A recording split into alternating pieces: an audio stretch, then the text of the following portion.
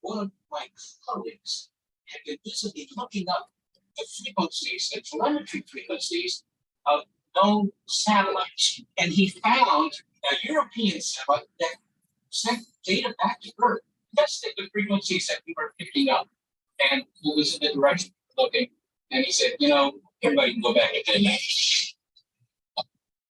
Despite the long card, there are many big scientists who believe that steady work is a key component in the UFO phenomenon. We can see that aliens.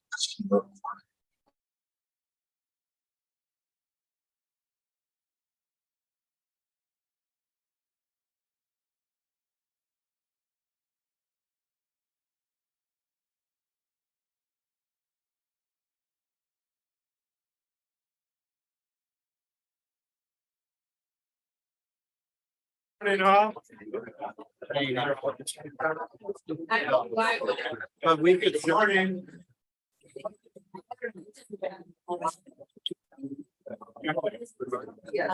Okay, we've got a very full agenda. We're really pleased to have Joe Ryan here to talk to us today, and so we'll get our meeting started with David Law, the inspiration and the pledge. Come on up, David.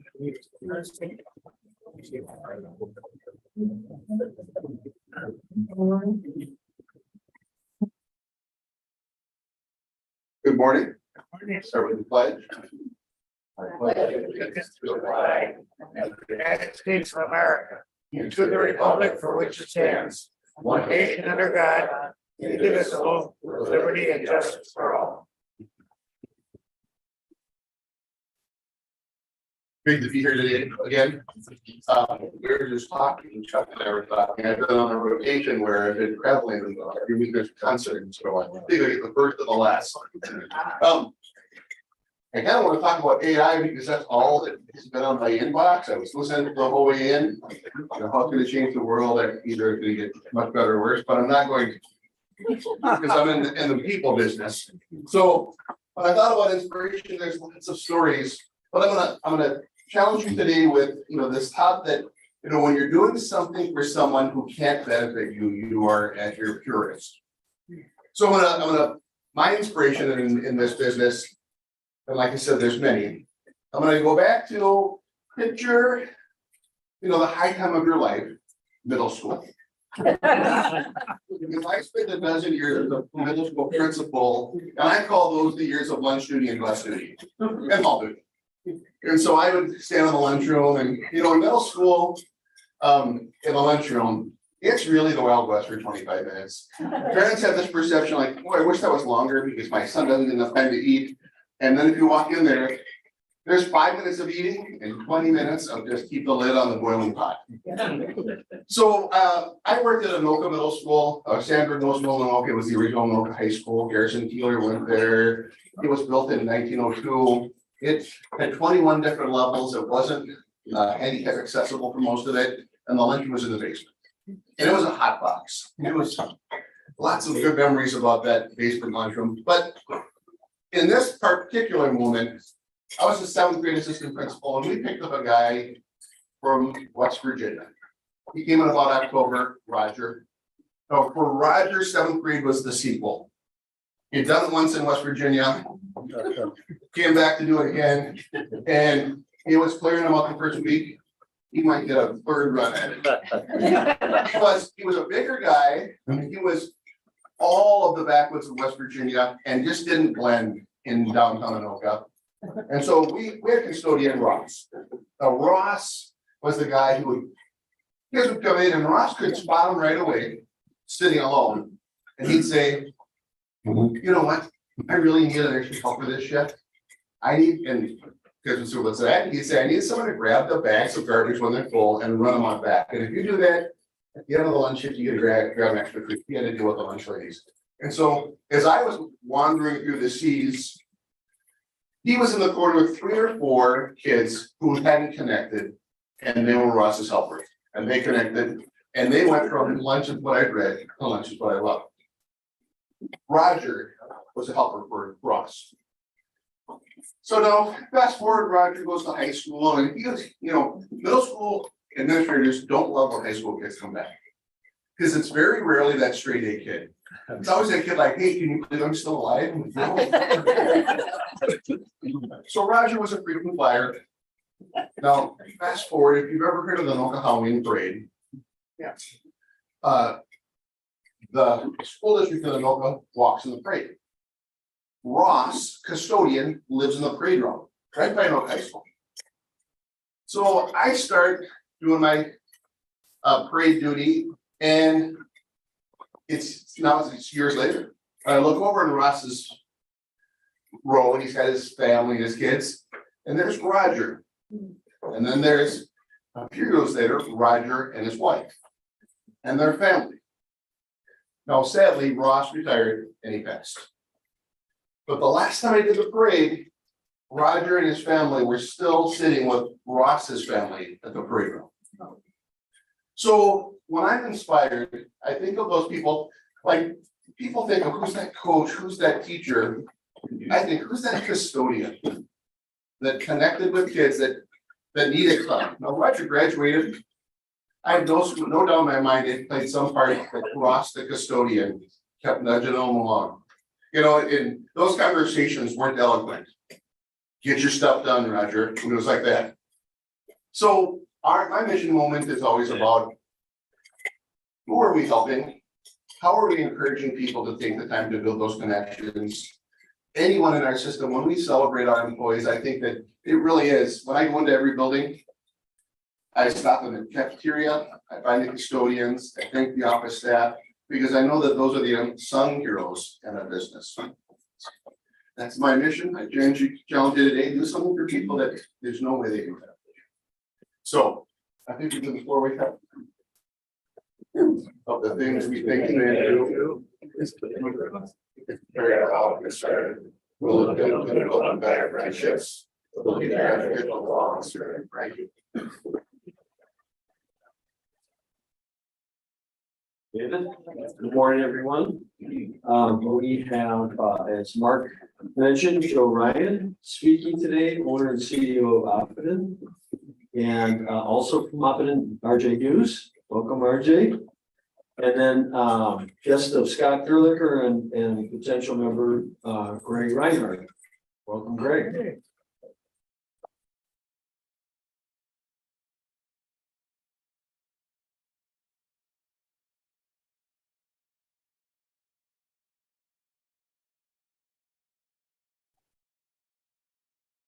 Good, so we have a new member introduction session today.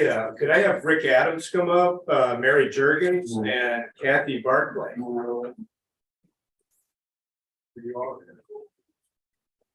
Is Josh here? No. Josh is not here, okay. Good. First of all, welcome as new members. I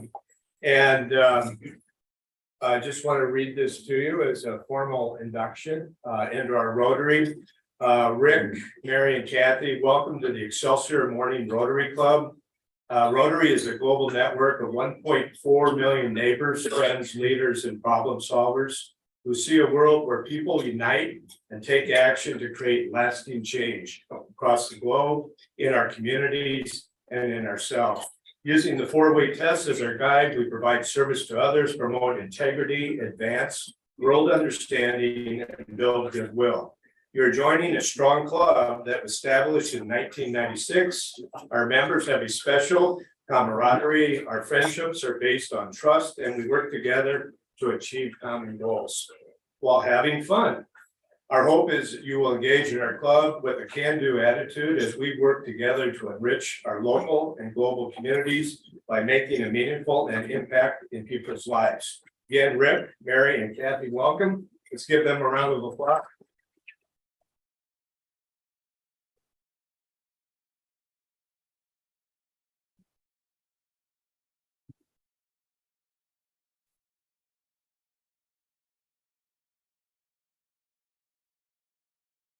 So I also wanted to, I just have a couple of things, guys. I know we have some other announcements, but Pam Langseth shared with me a letter or email that she received from Sanskar's father. And I'm going to download this. I'll share it with the whole club, but I'll just read a couple of excerpts. Sanskar's father and that whole family is very grateful for the experience that he had there. I don't think I got this. There we go. So I'll just read a couple of things. He said, I'm writing this email to convey our thanks and gratitude to each and every one at Excelsior Morning Rotary Club, all the host families of Sanskar, North Star Exchange, and each and everyone who has been given space to Sanskar in their lives, homes, and hearts. As parents, we really don't have words to express our appreciation and feelings. Even as youth exchange chair, I have sent many students in the last 9 years to short-term exchanges, and we have hosted long-term students too. But I don't hesitate in saying I have never seen a host club or host family doing so much and giving so much to an exchange student. And it just goes on to say, thank you everyone 100 times.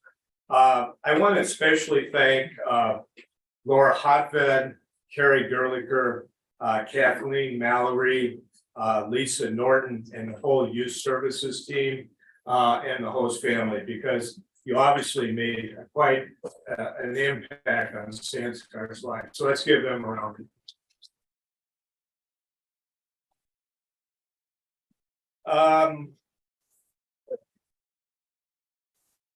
I'll put this also in download, but we did get an email, the Living organization that we give to, came hot off the press. Living Foundation has made national news with the Times Media and News article done by their health correspondent. Upon their research, they soon discovered that Living is in the space and doing great things with Camp Living for families that have lost a loved one to suicide. So they interviewed us and was recognized for them. So I'll download this, but it's really remarkable, this organization. They've been recognized nationally for what they're doing. And I just wanted to share their appreciation for our club's support of the Living organization. So with that, Scott, do you have some an update on the concerts? And any other announcements, please come up after Scott. Thank you. Hey, good morning. Wow, that was a monster last week. First of all, thanks to all of you. Everybody showed up, and by that I mean like everybody. We needed double the volunteers, which we had. And it was just amazing to see everybody out. We even had Dr. Peterson here as our stage security. He did an outstanding job. I think that's your permanent job now. We recruit for it. Chip appreciates the help up there. But it was huge. So on the average concert that we do, the average good concert, we typically go through about 15 to 18 kegs of beer, and we usually have about, roughly 20, maybe 25,000 in sales. Last week, we went through 45 kegs of beer, and we ran out at 8:30. Our sales were in the neighborhood of $60,000, so it was just bad for a couple hours of work.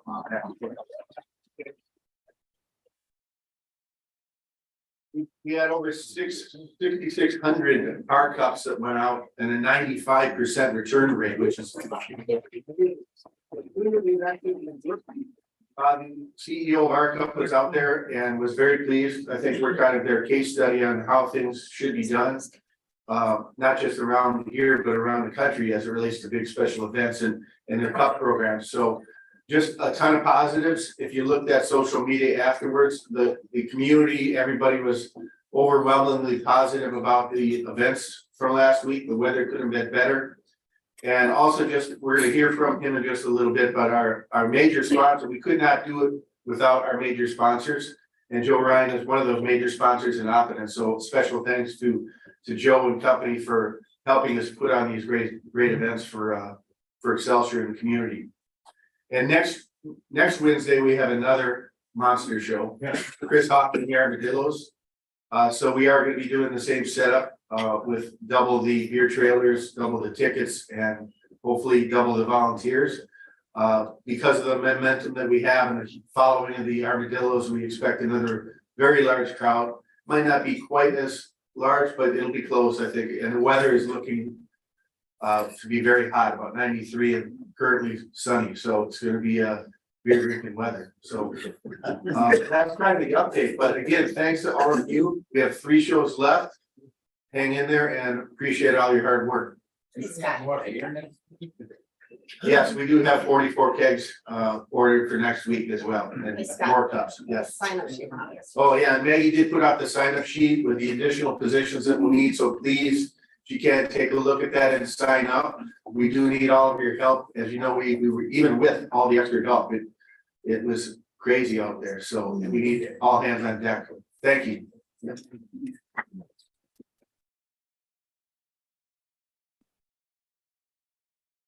Morning, Scott, great job on the concerts, and on behalf of Salt Lake and the Tonka PD, we only had two cases and incidents. We had 2 medicals, so 8,000 people in one area, and we just had 2 medicals. So congrats to all of you making that happen too. It's safe. But on behalf of Salt Lake and the Tonka PD, and as a chief out here, I want to thank the Rotary. We applied for a grant to purchase 2 bulletproof vests for CSOs. Those people in light blue uniforms, they don't get bulletproof vests. The state doesn't fund those, but as you know, they look like officers. So with the grant that Rotary provided, we bought 2 vests for those officers and a new computer. So thank you very much for supporting the Salt Lake PD, and we'll continue to serve you all. So all right, have a good night.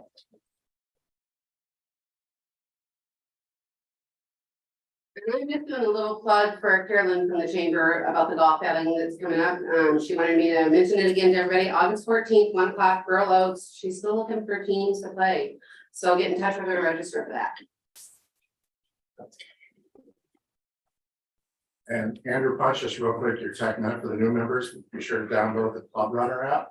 Has all the contact information. The other thing, I don't know if you can see it on the screen or not, but there's a little red bubble up there that says live.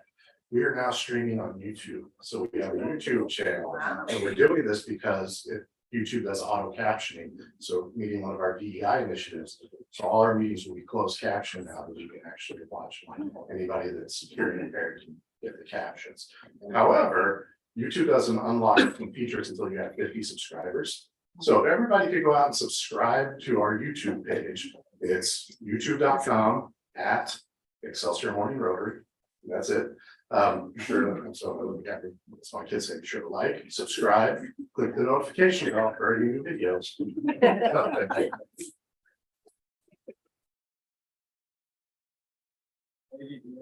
No, that's not good. Yeah. Yeah, Thank okay.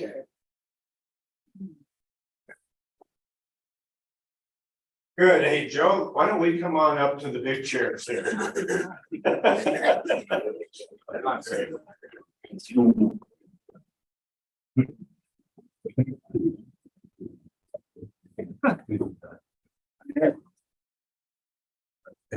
Right behind you.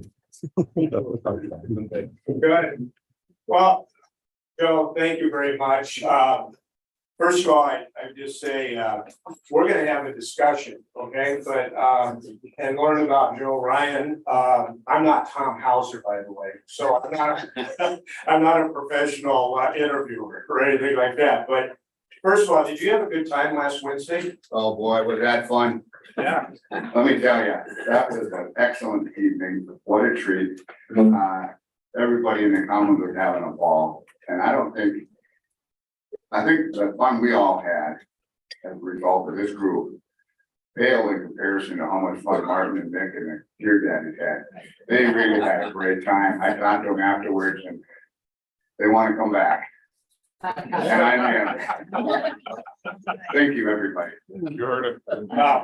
Thank you so much, and we'll get back into in a little bit later.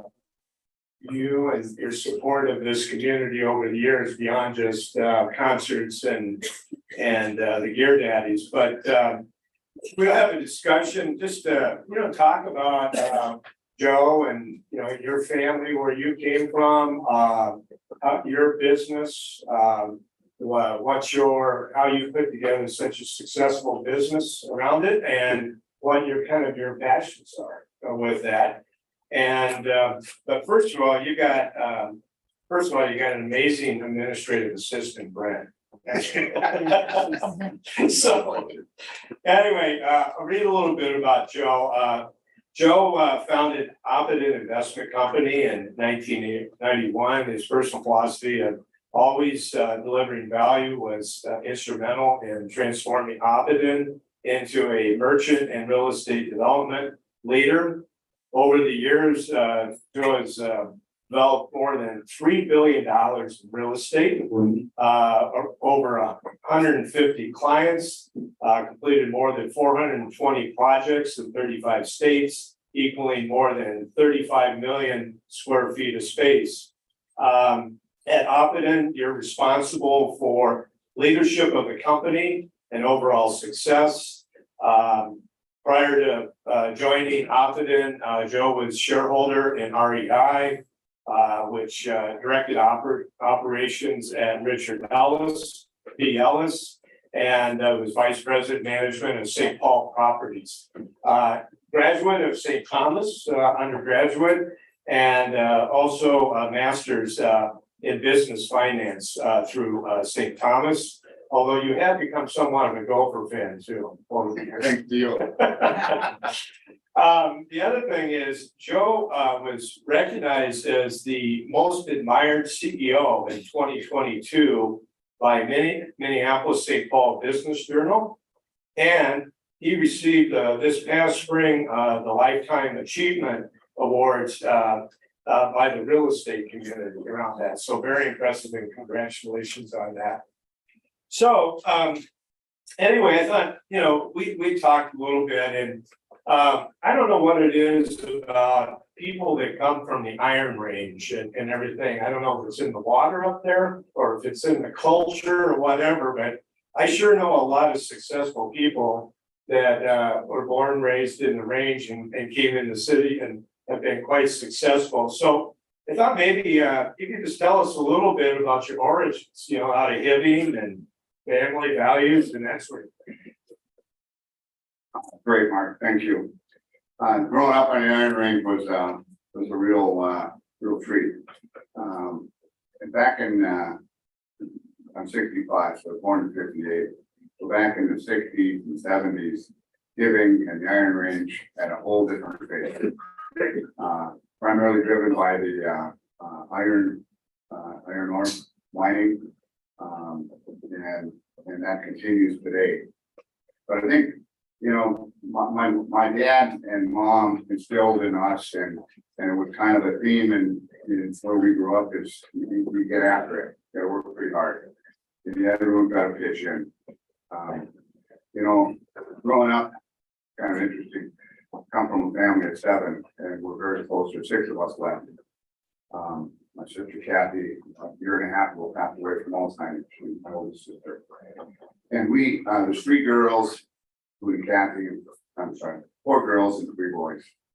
And when it came time to get to work, whether it was working for my grandfather in the construction business or in the mines, the deal was you just worked every shift you got, every opportunity you had, and that was the game. That was it. And that the girls couldn't get the same opportunities we could. We worked full shifts and then some. 4th of July was great. We got double time and a half. It was awesome. We come back and you get paid every Friday and a check to dad, and that's when we pay for our school and our sister's school as well. And we contributed to that as well. So it was a function. What I'm trying to say is it was hard work. We love family, and it was across the community. We're very blessed to have that background. We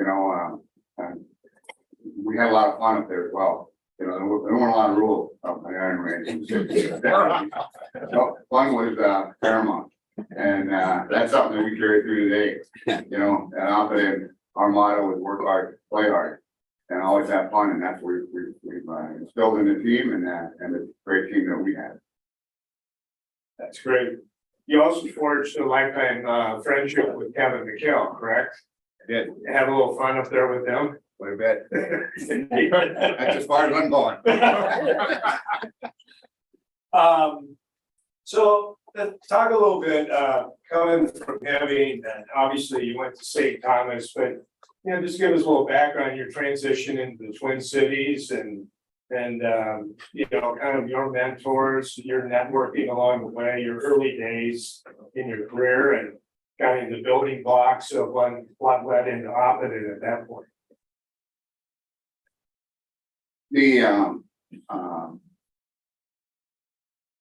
Coming from giving to Minneapolis through St. Paul at the time was quite a transition for me.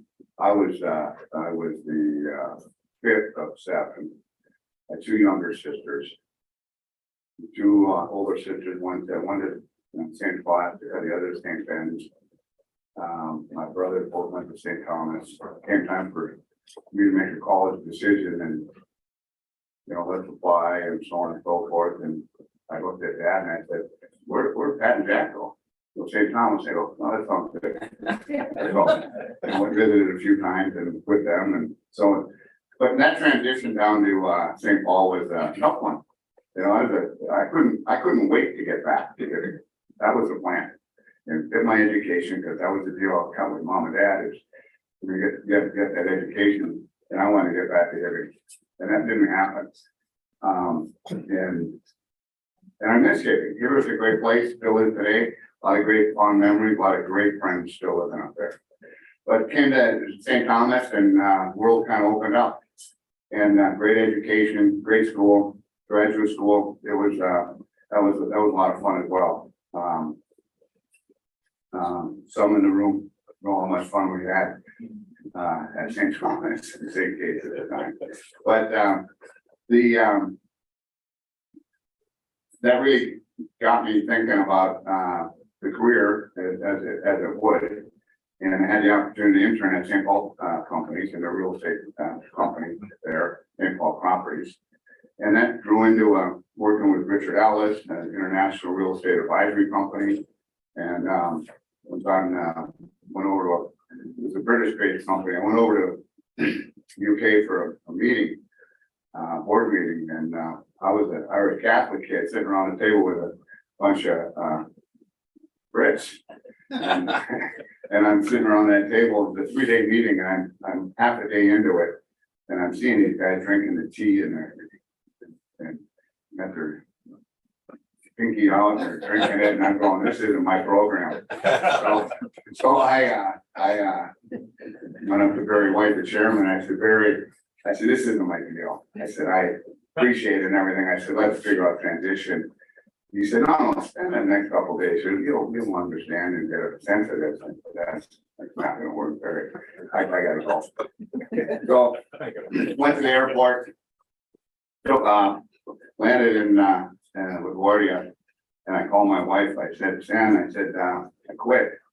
She goes, what are you gonna do? I said, I'm not sure, but we'll figure it out. She goes, good, because I'm pregnant. So it was game time. So the two of us, and, my background is asset management, and so we started off and Dan selected the name and having another Ryan company that Tom wasn't gonna fly, so she picked that name, and the basis for that name is great value, community value, and corporate values, and I think that's certainly a primary cornerstone for us today. Through all of that and why starting my own company, our own company, it was simply that I was a bad employee and a bad employer. So I had a desire at the time to just go to work and do my own thing, and over putting a great team together, and over the 32 years, here we are with a wonderful organization that's driven by almost 50 wonderful people, and we all are family. Thank you. Yeah, it's always interesting. I mean, you had the Ryan companies, Jim and Pat and everything, and then you blazed your own trail of it, and I think that's really a remarkable story around that. So your motto at Oppidan is builder of towns and creator of value. Okay, and so you kind of touched on this, but maybe elaborate on that a little bit more beyond just fixed assets out there. Kind of what is that mission mean? What's that culture all about? How does that really impact communities? And creating value in those communities. Yeah, that philosophy that we carry forward today really is a function of my of growing up in my family. My mom and dad's message to us from a young age was leave whatever you're doing in a better spot than you found it. And that's really what it's all about, Mark, is whether it's with our clients, with our team, with the communities, try to improve what you have, what you see, make it a little better. And that's what I hope the legacy is for Oppidan, is that we've done some good things in communities where we built, where we worked, and where we live. And certainly in this community of Excelsior, in this region, in this area, we hope we've contributed to some level to make it a little bit better. And we all feel that way. It's really interesting. Yesterday we had a company meeting, and it was largely based not around the next deal, particularly in these times. It's a tough time in our industry. But particularly in these times, the conversation was the next event. What are we going to do? How are we going to serve? Whether it's working with seniors in their yards or what have you. I mean, it goes across many spectrums, and that really left that meeting very full. But that's what it's all about. And I thank my parents for that every day. That's great. A question about, I guess I'll coin this as reinventing yourself. I think back in my banking career over time, I think we had to reinvent our company 3 different times because things change, consumer attitudes, lifestyle changes, trends in the marketplace. There's ebbs and flows in terms of the economy. So I would just be interested, I gotta believe you've been through some peaks and valleys, around things, what you do. And whether, I don't know, what impact 2008 was like or whatever, but sometimes you have to step back and just, think about, okay, we got to shift the strategy here, what we're doing. And I was wondering if you could maybe comment on that. We don't have enough time. I'll focus on 2008. That was a tough time. We were a company that was single tenant retail based. That's what we did. We built for retailers around the country. We grew their, and we did it very, very well. And in 2007, 2008, when the music stopped, our business stopped on a dime. We had some properties in our business. We buy the land, we build the building, tenant the building, we sell the building, whatever that might be. That was 2008 timeframe. So we had a fair amount of property that we had built and tenant in place, and we're in the market to sell them, had them under contract to sell, and that's what generates revenue for this company.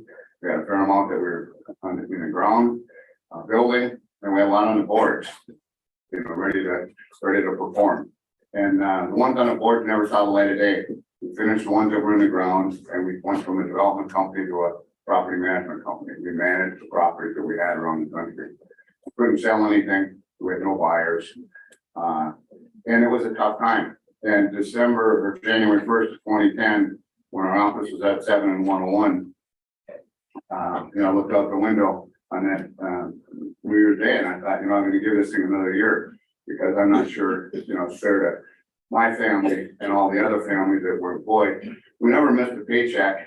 We never missed paying a bill. We never, all the banks got paid throughout that time. Thank you. But it was. But it was at that time that we really grew up as a company, and we had that pivot. And we went from a retail company to a diverse real estate development company. Of course, retail plays a very small role in our business today. We focus on senior housing, industrial data centers, multifamily, affordable development around the country today. But it was that time frame that forced us to grow up. And I was looking forward to days like today, where it's really murky, to see how well we did it. And we're a more durable company as a result. Through the downturn, we didn't miss a beat with anybody, and everybody got paid, and I'm very, very proud of that. And I go back to in August or April 16th of it was 10:15 and 10:10 in the morning. I'm at my desk, 7101, phone ring, and it was my buddy Jay Bastian with Triple Net Retail in Orlando. He said, "You still got those camping ones that you go?" And I'm under contract before the downturn. I go, "Yeah, we do." He goes, we're back in business. We'd like to buy them. I said, "Great, I'll see you in a couple of hours." I ran to the airport. I flew down to Orlando. We had her signed up by midnight. But we were back in business. So we had to transform. We did. And I don't know what this valley is going to be like, or how long it's going to go, but we're going to endure it. And looking forward to seeing how we come out the other side. Kind of wrap up. We have kids that grew up together and went to Minnetonka, and I saw how generous you were to Minnetonka sports over the years there, and also the impact that you've had on young people. I see RJ here today with you, and you've been always a great mentor to young people. And I just maybe talk a little bit, obviously the impact you've had in Excelsior with the development of Kowalski's and the assisted living development and generous giving back to the community, but maybe talk a little bit about your passions, Alzheimer's or Special Olympics and some of those things that you've really made a very meaningful impact in. Thanks, Mark.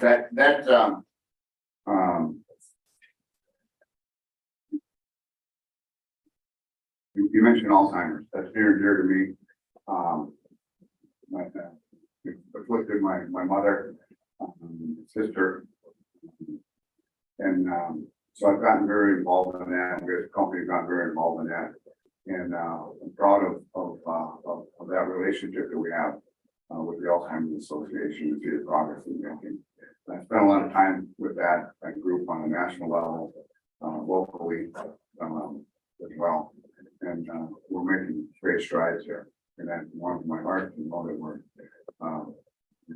making a difference, or with the hand and making a difference, small hand and making.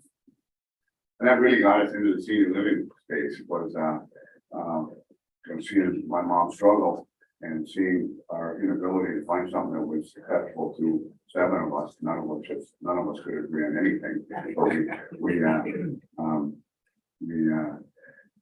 My sister and I said, we got to figure something out here. So that got us into the senior housing business, and that's a passion for me. That senior living, because we're changing lives and we're helping lives, people that need help, and making their lives just a little bit better. And so that's really fun. It's fun at my age to be able to participate in that business, and we've only been doing it for about 7 or 8 years. So that's meaningful.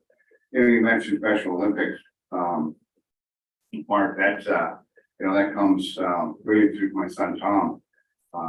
In high school, he befriended a few of the kids that were challenged, and teamed up with Dave Dorn and opened our eyes to that world, and we really enjoy coming alongside of Dave in Special Olympics in a big way. That's meaningful, and the whole company actually participates widely in that endeavor. I'm gonna go back for a minute on you mentioned mentors a few times, and I'll go back to 2008-9, and Mark mentioned my cousin Jim Ryan and my brother Pat Ryan, who run running Ryan Company today. Jim was during that time, Jim was battling cancer, and I had the opportunity to spend time with him on a very regular basis. We share communion on a couple of days a week in his final days and months. And so I spent some time with Jim, and Jim was running the company at the time, and we were small competitor, more of a pain in the neck to Ryan Company at the time than anything I assume I suspect. But we'd in Jim's battle, we'd finish communion and prayers, and we'd spend 15-20 minutes talking about life and about business and about family, and boy, he is somebody that I think about every day.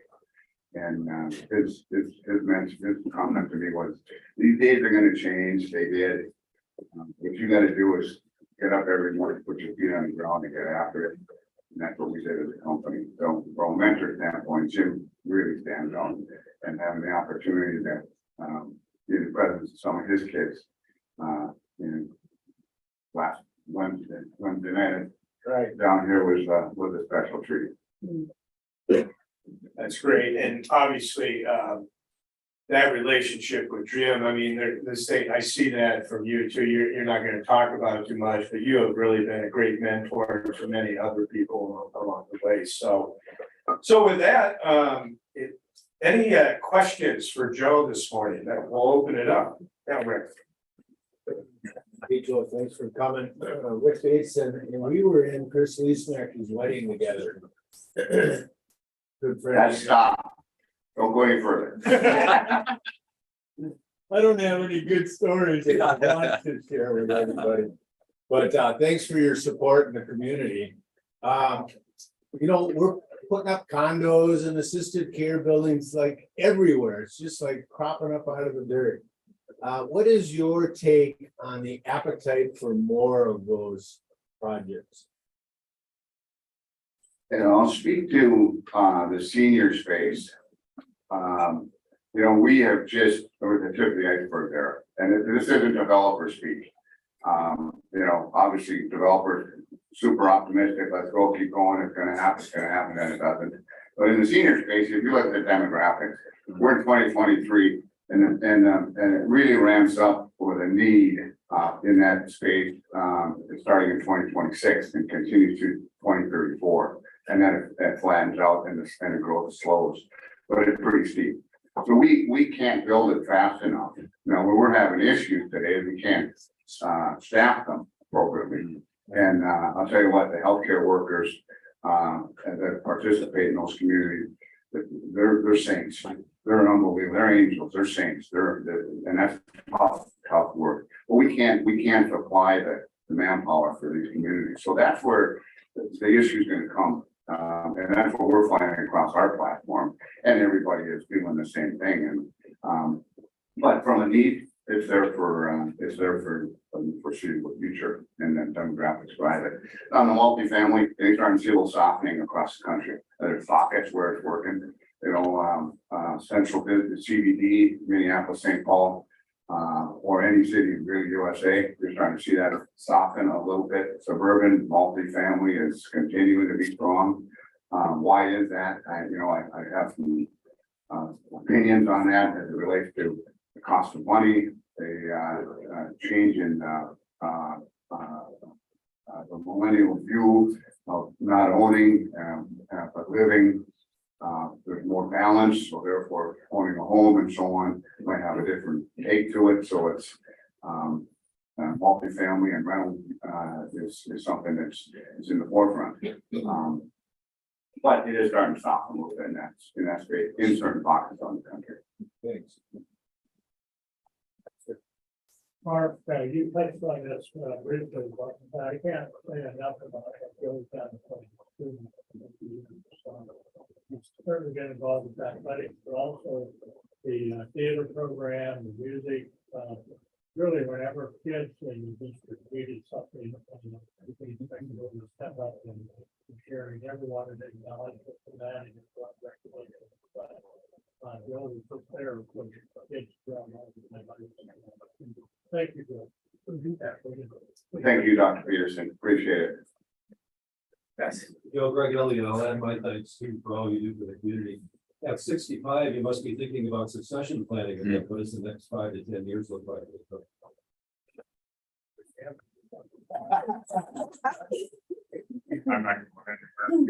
You must have been sitting in our office yesterday at 1 o'clock. Let's see. First off, I'm passionate about this business, and my grandfather, my uncle Fran, who was a founder with my grandfather, Ryan Companies, he went to a board meeting on a Monday and passed away on Wednesday in '96. I like that program. So that's what I'm thinking. Now, succession planning, something that's important. I'm behind. And why is that? Part of me, I wasn't focused on that, having too much fun. I'm blessed to have 3 children that work with me in the business, my daughter in the community affairs, my son Tom in HR, and my son Jack with a sister company in Water Street Partners. So they understand the business. But it's time, and we're putting a plan in place to start moving along. In terms of leadership, I, good or bad, right or wrong, my comment to the team is, I want to step back, but I'm not stepping out. I want to turn over some control, but I'm not going away.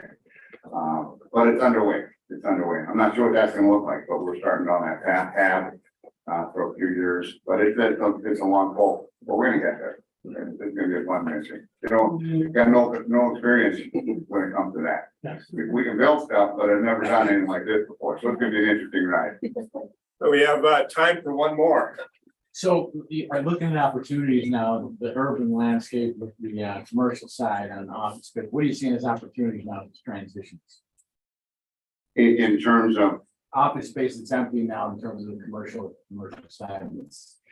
Yeah, we talk a lot about that around the table at Often. We're very lucky that we're not haven't spent much time in that office space. Now, having said that, I think the office issue is overblown in the sense of it's more directed in the CBDs around the country and not suburban. High rise, major big impact versus low rise, 2, 3, 4 stories. COVID drove that, I hate that word, but that drove it to some degree and has changed the landscape as a result. But I see some movements in the office, moving into, turning them into residential communities. I think the bigger issue is how do you fix the CBDs? How do you fix Minneapolis? How do you fix St. Paul? And other countries, Portland, Seattle, et cetera, around Seattle, San Francisco, all around the country. You've got to figure out how to fix that problem before the office can have a solid rebound. Minneapolis, that office market will come back in time, but it's going to be a long haul, there's no question. And it will come back with a different face. Great. Well, thank you. That wasn't so bad after all, right? When Mark asked me to do this, I go, "What you must be out of named or something." I've been to the architect company. I like it. This is enjoyable. I mean, not to speak. I love to attend and have breakfast in here, but my only lens into this group was PJ Fleck. I'm going, are you kidding me? You didn't quite live up to PJ's standard. I know. Well, thank you, Joe. I also wanted, on behalf of our club, present you, we made a donation to the Rotary International Foundation in your name. We appreciate your time this morning. You got a great story, and thank you for coming. Let's give Joe a round of applause.